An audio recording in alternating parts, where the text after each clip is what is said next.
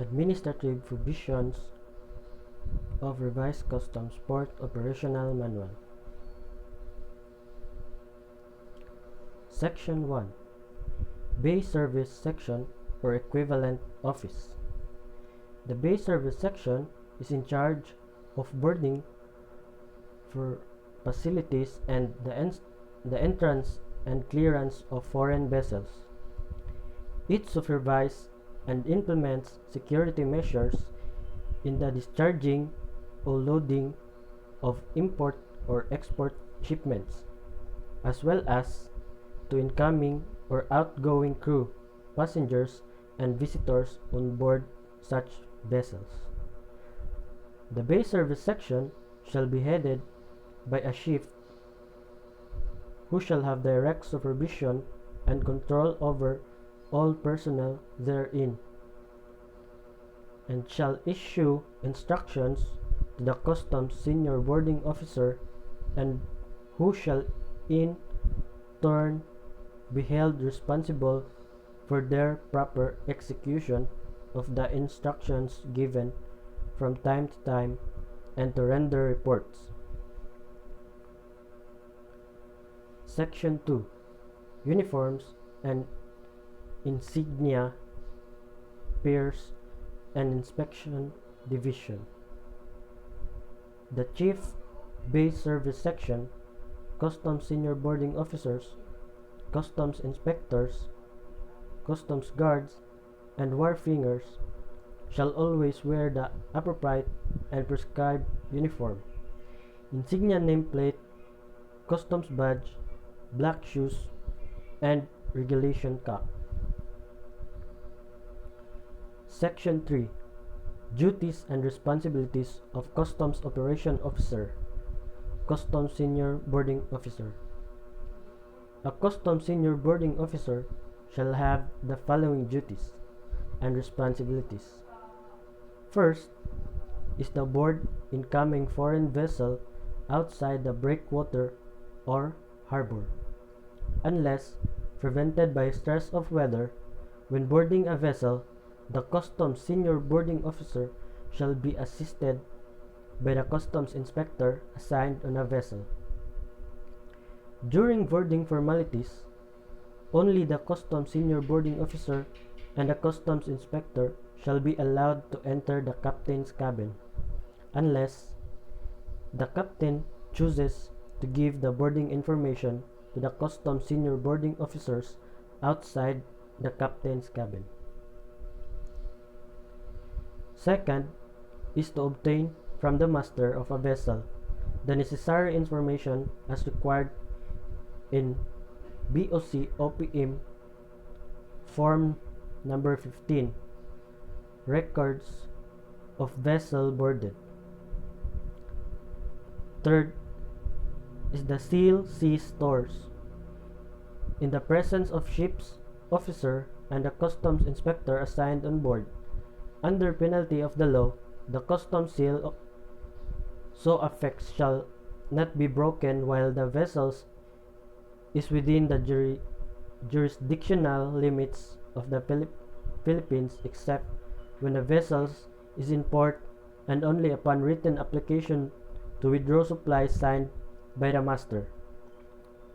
Sea stores, when adjusted by the collector of customs to be excessive, or when duties assessed thereon are not paid, such excess sea store shall be treated as that provided for in Section 2(5) of Tariff and Customs Code of the Philippines as amended.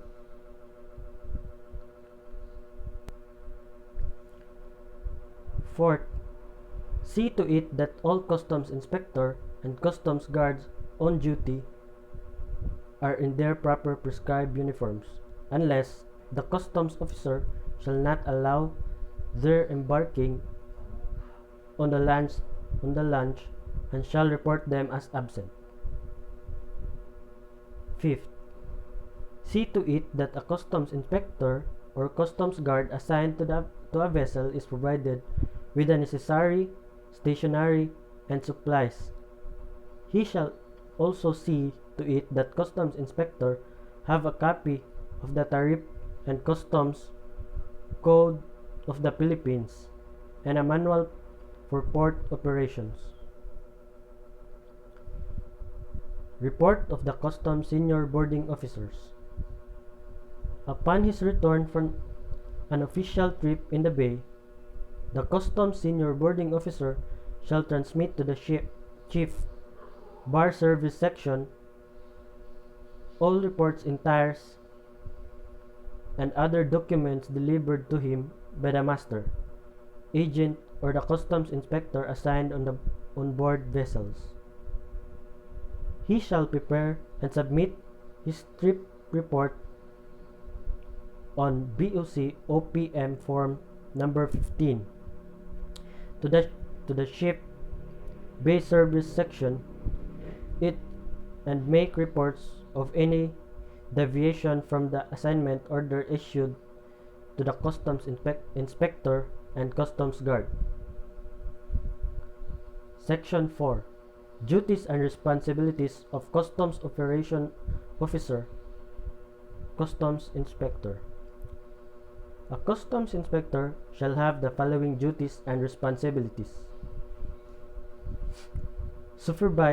First is to supervise the discharge and loading of cargo and to supervise continuous surveillance to protect the interest of the customs service.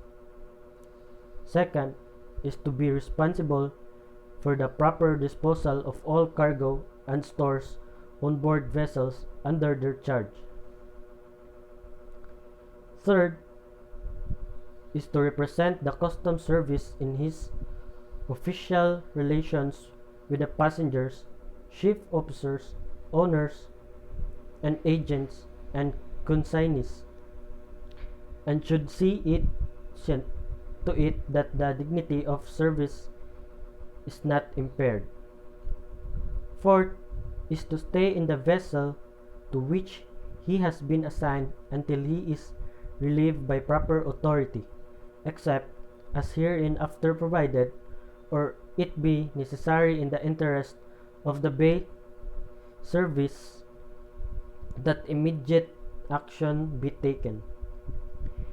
Fifth is to honor any order, request, or permit of any description only from the following named officials: Commissioner of Customs or Deputy Commissioner of Customs, Collector of Customs or Deputy Collector of for Operations,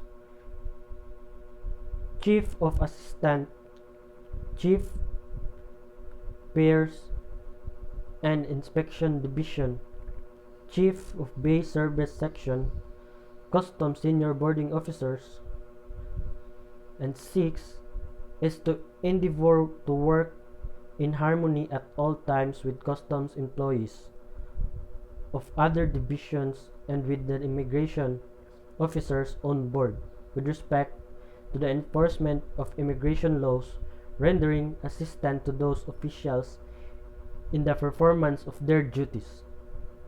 7th is to cooperate with the quarantine authorities in the enforcement of port quarantine regulations promulgated by the Bureau Quarantine, and shall give effect to the same insofar as they connected with matters of shipping and navigation, pursuant to Section 605 of the Tariff and Customs Code of the Philippines as amended. 8 is to familiarize themselves with the provisions of the Tariff and Customs Code of the Philippines. 9 is to refer the matter to the Customs Senior Boarding Officer or Chief Bay Service Section for decision in case he is in doubt as to the proper action to be taken. Specific duties upon assuming charge of vessel. It shall be the first duty of a customs inspector upon assuming charge of a vessel, especially a passenger vessel, to immediately assign a customs guard at each accommodation ladder or gangway with the instruction not to allow persons to board a vessel without a written pass, exist, excepting the stevedores to attend the discharging or loading of cargoes. The customs inspector shall instruct customs guard assigned on the gangway to conduct body searches, if necessary, on all persons boarding or disembarking from the vessel. While the vessel is docked at the pier or wharf, the customs inspector shall make periodic inspection to ascertain that all ropes and cables from a vessel to dock are provided with rat guards and that adequate safeguards are employed, such as the covering of the holes through which rope and cables pass. If the vessel docks at night, the customs inspector shall require proper lighting at the gangway. Relationship of customs inspector with a customs guard under his supervision.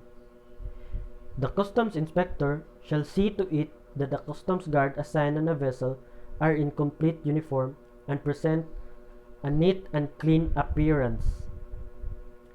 He shall report to the customs senior boarding officer on duty the unexplained absence of any customs guard assigned to him.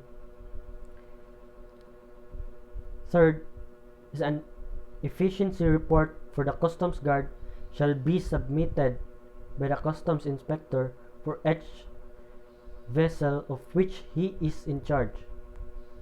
Fourth, he shall maintain a logbook to keep a record of events during his 4 of duty, to include customs guard sent ashore or to another vessel on official business, specifying the following: time departure, nature of business, destination, where and when he is to report upon the completion of his business, time returned.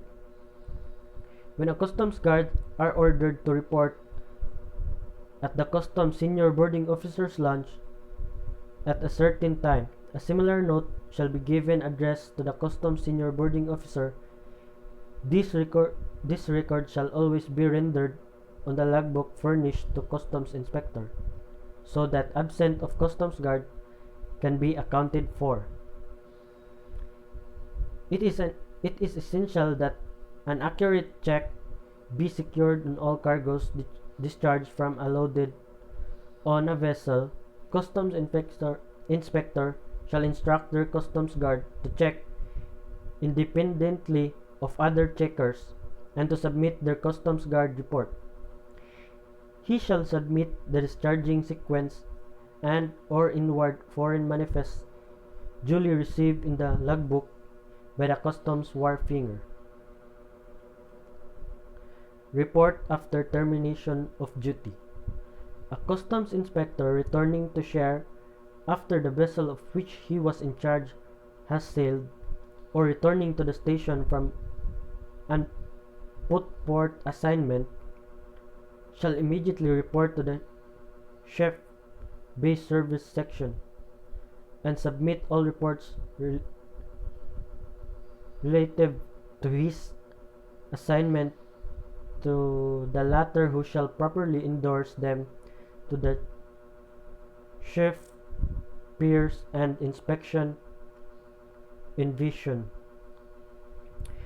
The customs inspector, upon submission of his report, shall register the time and date of his vessel departure in the priority listing of customs inspector for assignments.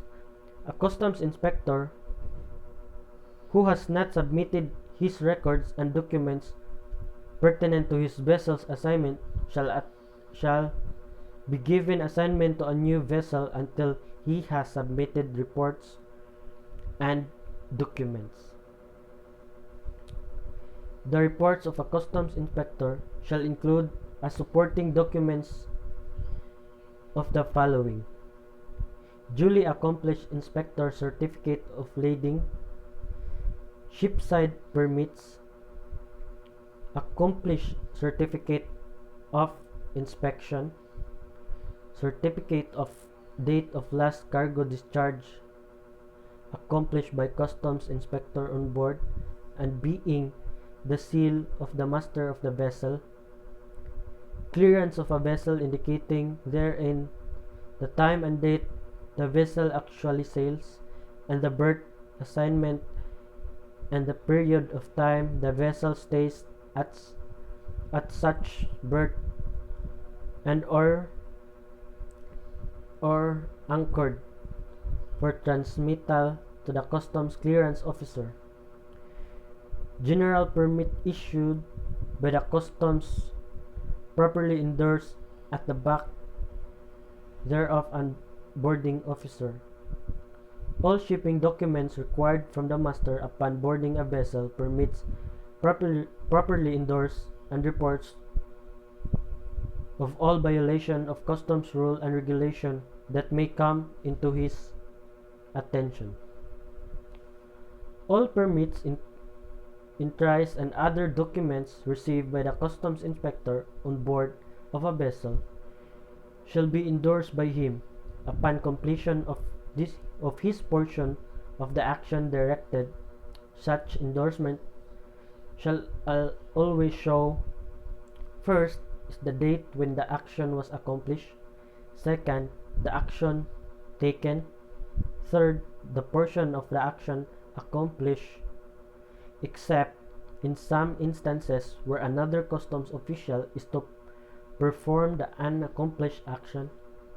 The date and the time of receipt of any official document shall always be noted therein by the customs inspector, who shall initial the same. Section 5. Port Utilization Section. The Port Utilization Section supervises the receiving, handling, custody, monitoring, movement, and release of shipments at the piers or customs zone. The Port Utilization Section shall be headed by a chief, who shall perform the following functions. First is to supervise all wharfingers, assistant wharfingers, customs guards assigned at container yards outside, and customs gatekeepers. Act on all written reports submitted by the personnel under his supervision.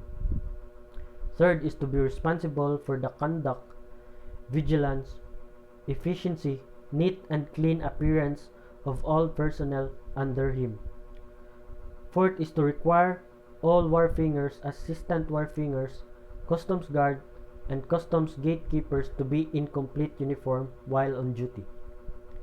Fifth is to assign his personnel properly, appointing their overtime as equitable and as fairly as possible.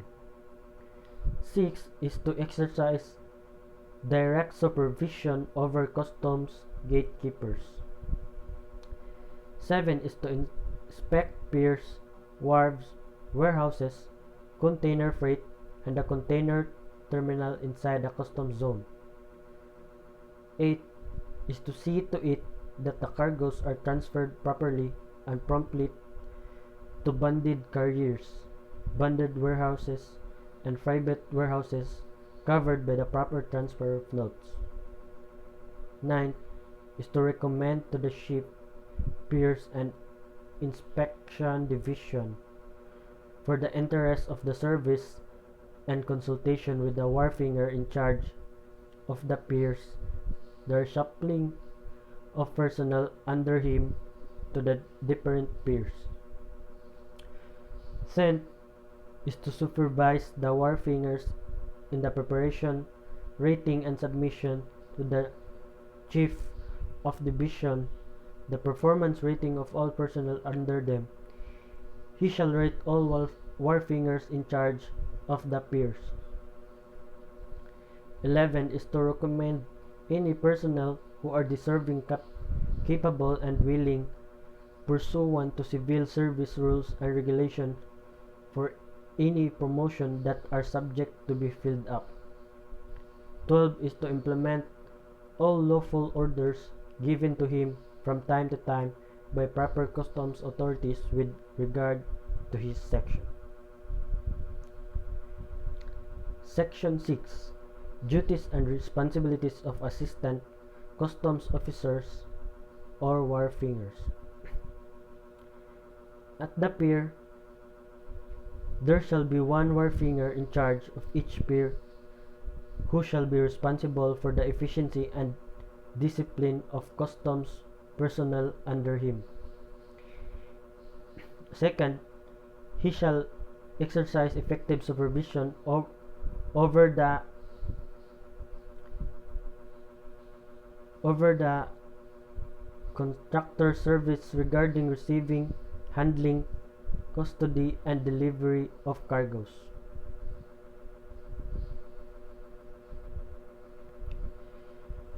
Third, he shall note carefully the condition of the fender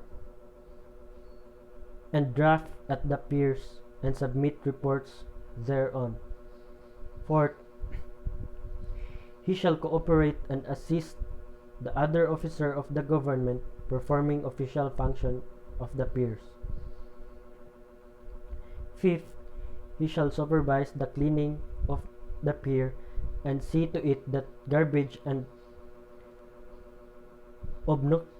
obnoxious cargoes are disposed of promptly and properly. Sixth, he shall cooperate with and assist the enforcement and security service in maintaining peace and order at the pier, including the exclusion of unauthorized person inside the pier, shed, or warehouse and premises. 7. He shall recommend the transfer and shifting of cargoes from the pier to pier only to government bonded warehouse inside and outside the customs premises. He shall process delivery permits and the other types of customs permits. 9. He shall, or through his authorized representative, accept delivery permits and other types of customs permits. 10.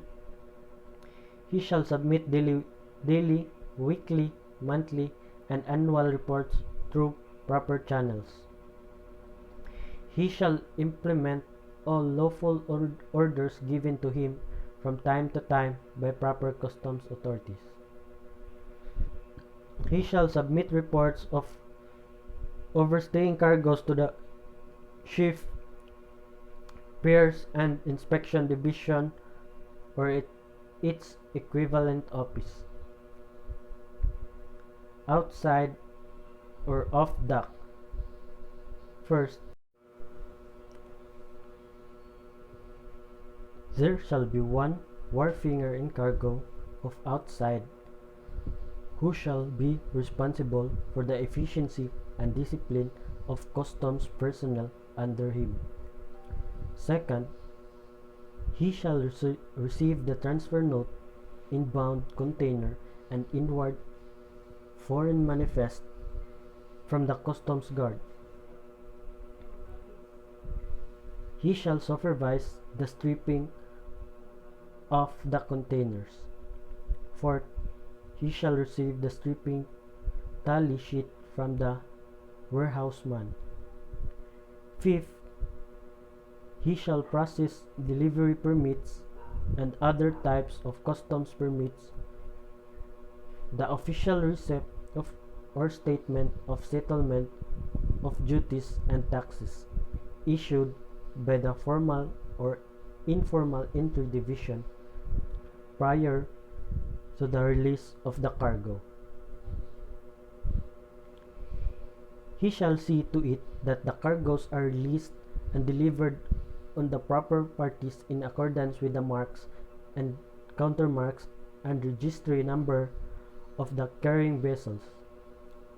He shall assign a customs guard, prepare and sign transfer note as well as supervise the transfer of cargoes to the local ports, economic zones, and bonded warehouse, either inside or outside customs zone, including coastwise transit cargoes and other places designated by customs.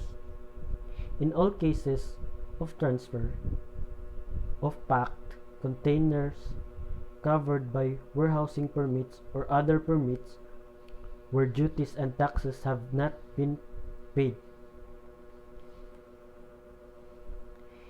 he shall maintain a logbook to record events such as examination made or hold alert order, notice of warrant of seizure and detention, and samples taken.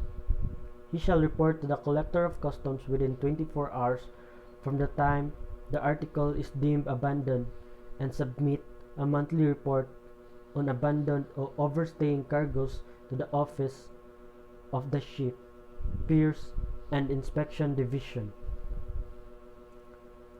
Section 7. Duties and Responsibilities of Assistant Customs Operation Officer, designated Assistant Wharfingers. Each cargo, shed, or warehouse shall be under the direct charge and supervision of an assistant wharfinger, who shall maintain of his office inside the shed or warehouse. He shall prepare, rate, and submit rating of his pier, shed, or warehouse. Customs guard to the wharfinger in charge of the pier. He shall supervise the opening and closing of the cargo. He shall not allow an authorized person inside shed or awareness with or without operation. He shall process all delivery permits pertaining to his shed or warehouse before authorizing delivery of cargo therefrom. He shall supervise closely the activities of the customs guard assigned in his shed or warehouse. He shall clear the pier berth of lighters and other obstruction during berthing and or departure of a vessel. He shall assist the wharfinger in charge of the pier and to execute all his orders. He shall prepare and sign transfer notes as well as supervise the transfer cargoes of local ports, economic zone, and bonded warehouses, either inside or outside customs zone, including coastwise transit cargoes and other places designated by customs. He shall see to it that no inflammable, dangerous, or obnoxious cargoes are stowed inside the shed or warehouse. He shall coordinate with the arrastre shed or warehouse security personnel and enforcement and security service in the prevention of cargoes and other anomalies to defraud the customs revenue.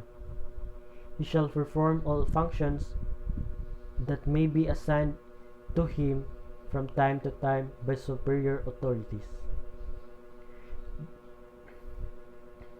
Duties and responsibilities of Assistant Customs Operation Officer.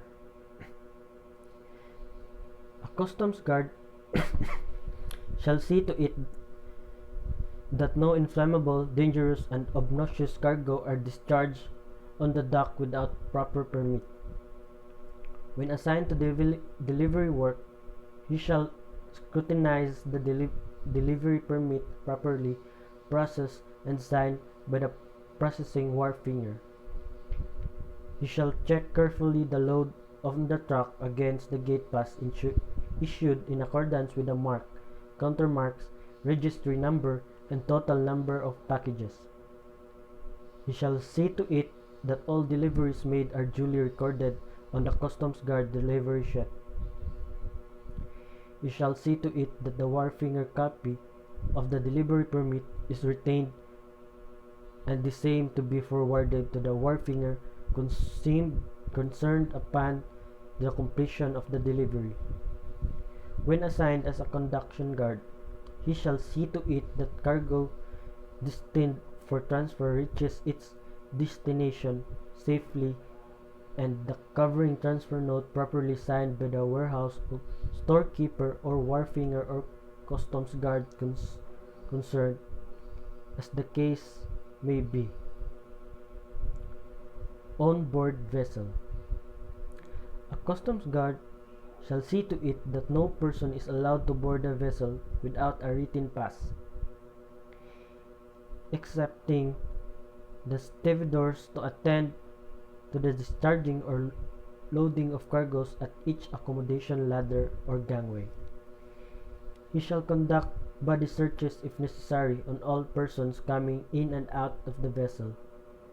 He shall perform customs surveillance on board the vessel or carriers containing cargo in transit that has not been released from customs supervision. He shall check cargoes being discharged from or loaded on a vessel. He shall act as couriers and official business. He shall see to it that no empty lighters stay alongside the pier without proper permit. Outside of dock. A customs guard shall assist the shed or warehouse wharfinger in supervising the receiving, handling, custody, delivery, and stowage of cargo inside the shed or warehouse by the arrastre operators, to include witnessing the stripping or divanning and sign the cargo stripping report. He shall assist the shed or warehouse wharfinger in attending the inventory of bad order cargo and sign the bad order inspection certificate issued by the arrastre operator. A customs guard shall perform any other work or function that may be assigned to him from time to time by his superiors. Section 9. Duties and responsibilities of Assistant Customs Operation Officer, designated customs gatekeepers. A customs gatekeeper shall report punctually at the terminal gate assigned to him, and shall remain there until properly relieved or otherwise directed to perform other duties by his superiors. He shall not allow merchandise to pass through the gate without a gate pass. He must verify and see to it that all gate passes are countersigned by the wharfinger of the corresponding pier where applicable. He shall see to it that gate passes with alterations and or notations shall not be honored without the signature of the pier superintendent and the wharfinger. He shall collect all gate passes which shall be submitted to the office of the wharfinger for the reportorial purposes at the end of each working day. Customs gatekeeper in charge shall supervise his men properly at the cargo zone and pier gate, assisting them on whatever problems that may arise. Customs gatekeeper assigned the exit gate shall be required to open all empty containers to verify whether they are indeed empty. Section 10. Reporting time of customs personnel. The reporting time of customs senior boarding officers, customs inspection, and customs guard are as follows. First is the customs senior boarding officer. Second is the customs senior boarding officer, customs inspector, and customs guard assigned to on vessel arriving before 8 a.m. and after 5 p.m. shall report for duty at least 2 hours before the vessel estimated time of arrival. Section 11. Meals and accommodations for designated customs inspector and customs guard. On board vessel, the customs senior boarding officer shall, when necessary, invite the attention of the master the vessel of the customs regulation which require the serving of meals and providing the outside accommodations to the customs inspector and customs guard assigned on board. If meals are not provided on board, the fact shall be certified by the masters of ship, steward of the vessel, to entitle the customs inspector and customs guard to meal allowances at the rate provided for in existing regulations. 2 outputs or travel expenses. Customs inspector and customs guard traveling at the request and expenses shipping lines or other entities shall be allowed suitable accommodations and actual and necessary expenses for board and lodging subject to existing rules and regulations. Section 12. Leave of absence. Application for vacation leave shall be filled and approved before such leave of absence. Any officer or employee detained by causes beyond his control and unable to report for duty at the prescribed hour of reporting must notify the office in which he is employed to that effect within 2 hours, if practicable, of such prescribed hour on the first day of absence. Absence from duty without prior permission will be cause for disciplinary measures unless satisfactorily explained.